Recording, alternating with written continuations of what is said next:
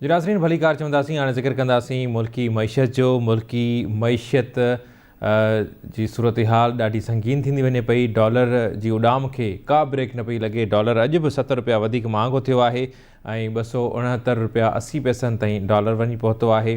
पाकिस्तानी रुपए जे मुल्ह में ॾींहों ॾींहुं जेका आहे सा बेक़दरी नज़र अचे पई। पाकिस्तानी करंसी हेठि अची वई आहे।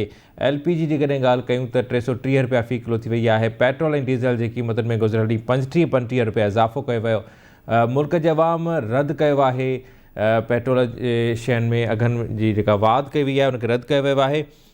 ट्रांसपोर्टर्स 10% भाड़ा वधाइण जो ऐलान कयो आहे ऐं ॾाढी ॾुखोईंदड़ सूरत हाल आहे, छाकाणि त हर माण्हू परेशान आहे। असां राब्तो कयो आहे इक़्तिसादी माहिर आहिनि, सीनियर तज़निगार आहिनि, डॉक्टर मिर्ज़ा अख्तियार बेग साहब असांखे जॉइन कयो आहे। डॉक्टर साहब खुश आमदीद कहता हूँ प्रोग्राम में। बहुत शुक्रिया आपका। बहुत शुक्रिया डॉक्टर साहब। डॉलर दिन ब दिन जो है वो उड़ता जा रहा है और आज भी 7 रुपये जो है इंटर बैंक में इजाफा हुआ और 269 पर आज डॉलर पहुंच गया है। तो कैसे देखते हैं सूरत हाल को? महंगाई मुल्क में बढ़ती जा रही है, अवाम परेशान हैं और मईशत को आप कहाँ देखते हैं, मुल्क की मईशत को?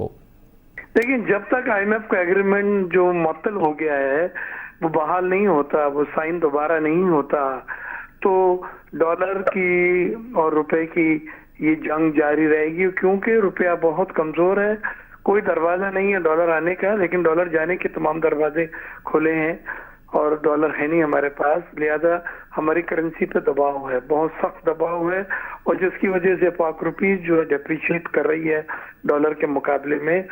अब आप ये देखें ना, 74-75 रुपए का अगर ओपन मार्केट में डॉलर हो गया है तो आप लोग आज काफी सारे बातें कर रहे हैं कि 300 रुपए की तरफ हम जा रहे हैं।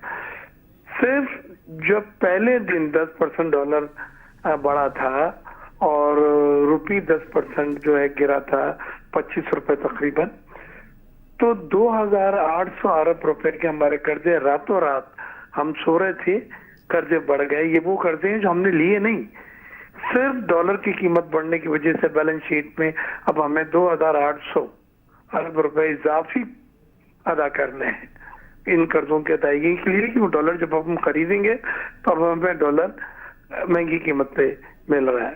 तो ये हमारी सूरत हाल बड़ी गंभीर है। इंपोर्ट के लिए डॉलर हमारे पास है नहीं, हमारे पास 15 दिन का डॉलर रह गया, 15 से 20 दिन का 3.6 बिलियन डॉलर है हमारा सिर्फ, और ये हमारी बमुश्किल 15-20 दिन की इंपोर्ट का बिल जो है वो पूरा करने के लिए है। इस वक्त किसी भी तरीके से कौम को, हुकूमत को, सियासी जमातों को हमें सिर्फ IMF के साथ अपना मुआहदा को बहाल कर लें, उस एग्रीमेंट को जो सस्पेंड हो गया है, और उसके बाद ये दरवाजे खोलेंगे।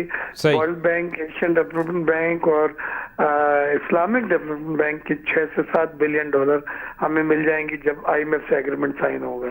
सही डॉक्टर साहब, लेकिन माफ़ कीजिएगा मैं आपकी बात काट रहा हूँ, लेकिन काफ़ी अरसे से IMF का प्रोग्राम बहाल करने के लिए ही जो मुल्क के अवाम हैं वो कुर्बानियाँ देते आ रहे हैं और भुगत रहे हैं, इतनी बड़ी महंगाई को वो झेल रहे हैं। तो ये कब तक सिलसिला जारी रहेगा? क्योंकि हमारी हुकूमतें आती हैं तो वो कहते हैं कि हम IMF के पास नहीं जाएंगे, लेकिन फिर कहते हैं कि जाना पड़ेगा और फिर जाते हैं, और फिर जो उनके शराइत होते हैं, जैसे अब PTI की हुकूमत के हवाले से कहा जाता है कि उन्होंने जो है वो ऐसे शराइत कबूल कर लिए जिनको हमें फ़ॉलो करना है, हम उसमें कोई रद्द-बदल ला नहीं सकते। तो ये सिलसिला कब तक चलेगा? मुल्क के अवाम जो है वो परेशान है। अब तो एक जो मुंह का निवाला है वो भी ऐसे समझने के छीना गया है।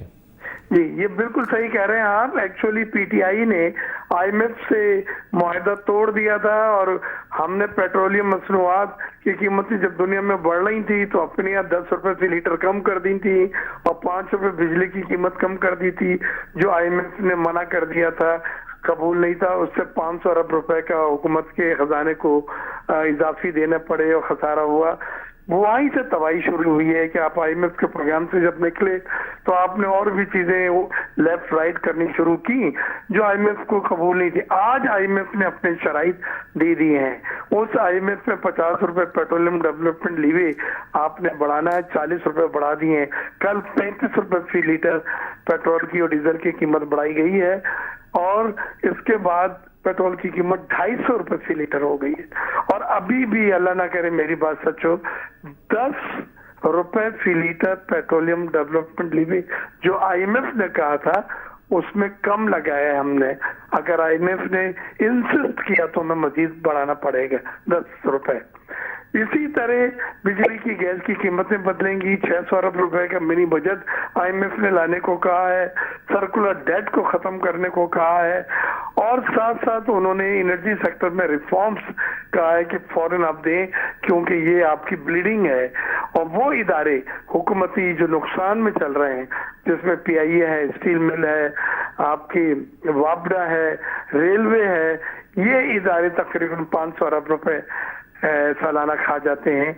और ये वो इदारे हैं इसमें कुछ जिनमें चिमनी से धुआं भी नहीं निकल रहा है, जैसे स्टील मिल है, लेकिन उनकी सैलरियां दी जा रही हैं। तो आईएमएफ ने बड़ा वाज़ेह करा है कि इस तरह से अगर आप इन चीजों को नहीं खत्म करेंगे तो हम आपके साथ प्रोग्राम दोबारा बहाल नहीं करेंगे, साइन नहीं करेंगे। डॉक्टर साहब, हुकूमत के लिए बहुत बड़ा चैलेंज है कि आईएमएफ की ये सख्त शराइत मान के अनपॉपुलर फैसले करके आईएमएफ को वो एग्री करवा लें और एग्रीमेंट साइन कर लें, लेकिन फिर अवाम सड़कों पे होंगे। और ये जो कीमतें बढ़ी हैं, बिजली की, गैस की बढ़ने वाली हैं और पेट्रोल की बढ़ी हैं, और ये जो रुपये को उन्होंने जो फ्री फ्लोट कराया है, यानी जो आर्टिफिशियली दार साहब रोके हुए थे वो उन्होंने खत्म करवा दिया है कि अब रुपये की हकीकी वैल्यू जो मार्केट में होगी वही मार्केट मुतयन करेगी। सही। डॉक्टर साहब, कोई अच्छाई की उम्मीद है? ये महंगाई ख़त्म होगी, ख़त्म होने का नाम लेगी, मुल्क के अवाम जो है वो सांस ले पाएंगे? कोई चैन का 30% था, अब 32% है। और लोग आज बातें कर रहे थे जिस रफ्तार से डॉलर बढ़ा है 35%। पाकिस्तान की तारीख में 35% अफरात दर यानी इन्फ्लेशन जिसको कहते हैं आप इंग्लिश में, वो नहीं पहुंचा है। और ये हर चीज महंगी करेगा। रुपए महंगी होगा, किराए महंगे होंगे, पेट्रोल महंगा होगा तो किराए, ट्रांसपोर्ट महंगी होगी। गाँव से, फार्म से खाने पीने की अशिया, सब्जी, फ्रूट शहर लाने की कीमतें ट्रांसपोर्ट की बढ़ जाएंगी। हर चीज का एक साइकिल है, वो उसमें इजाफा होगा और उससे महंगाई जो है यकीनन बहुत बढ़ेगी, जो एक आम आदमी तो छोड़े एक सफेद पोश आदमी पे बर्दाश्त नहीं कर सकता। बहुत शुक्रिया डॉक्टर साहब, आपने हमें टाइम दिया। नाजरीन, प्रोग्राम पैने पुजानी ते पहुंचे तो ॾींदा इजाज़त। अल्लाह ने के बाद।